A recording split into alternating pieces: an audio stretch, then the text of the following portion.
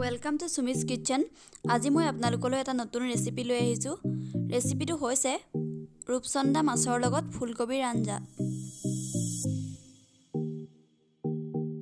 ৰেচিপিটো বনাবলৈ এটা ফুলকবি লৈছোঁ, 4টা বিলাহী, আলু, পিঁয়াজ আৰু 4 পিচ মাছ ভালদৰে ধুই চাফা কৰি লৈছোঁ।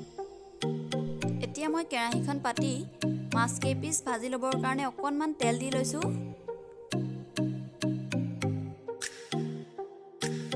তেলখিনি গৰম হোৱাৰ পিছত এয়া মাছ কেইপিচ দি দিছোঁ। মাছখিনিত আমি নিমখ হালধি আগতেই সানি দিলোঁ।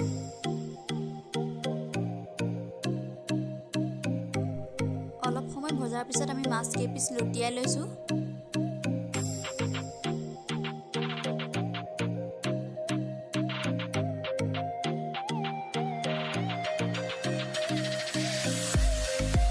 এয়া মোৰ মাছখিনি ভজা হৈ গৈছে।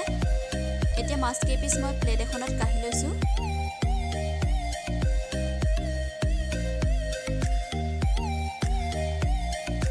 তাৰপিছত এয়া বিলাহীকেইটা সৰু সৰুকৈ কাটি লৈছোঁ। এটা শুকান জলকীয়া লৈছোঁ আৰু পিঁয়াজখিনি কাটি লৈছোঁ। তাৰপিছত মই সেইখিনি তেলতে শুকান জলকীয়াটো দি দিছোঁ। কাটি থোৱা পিঁয়াজখিনিও দি দিছোঁ। পিঁয়াজখিনি ভাজি অকণমান ৰঙচুৱা হোৱাৰ পিছত মই ফুলকবিখিনি দি দিছোঁ। কবিখিনি মই সৰু সৰুকৈ কাটি অকণমান সময় বইল কৰি ল'লোঁ।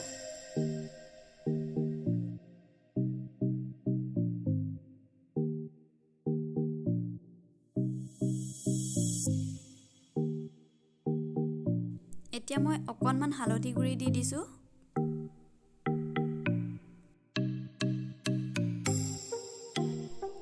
অকণমান নিমখ দিছোঁ।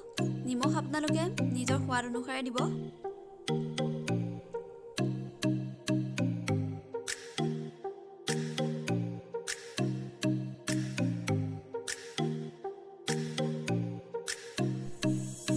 অলপ সময় সিজাৰ পিছত অকণমান লৰাই লৈছোঁ। এতিয়া বিলাহীখিনি এড কৰি দিছোঁ।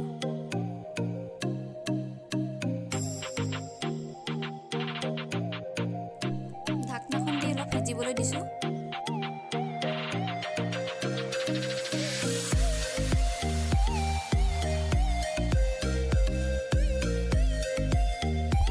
অলপ সময় সিজাৰ পিছত মাছ কেইপিচ দি দিছোঁ।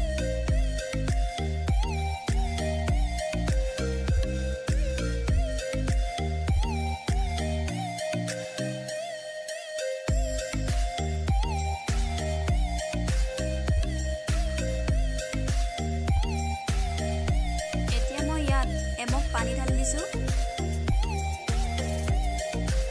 তাৰপিছত ঢাকনাখন দি অলপ সময় সিজিবলৈ দিয়া হৈছে।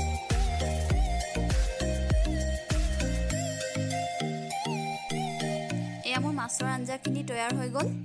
খুব ধুনীয়া হৈছে। আপোনালোকেও এনেদৰে বনাই খাই চাব, খুব টেষ্টি হয়। ৰেচিপিটো তৈয়াৰ হৈ গ'ল। এতিয়া মই ঢাকনাখন লগাই ষ্ট'ভটো অফ কৰি দিছোঁ। ভাতৰ সৈতে ছাৰ্ভ কৰি দেখুৱাইছোঁ। এয়া চাওক, খুব ধুনীয়া হৈছে।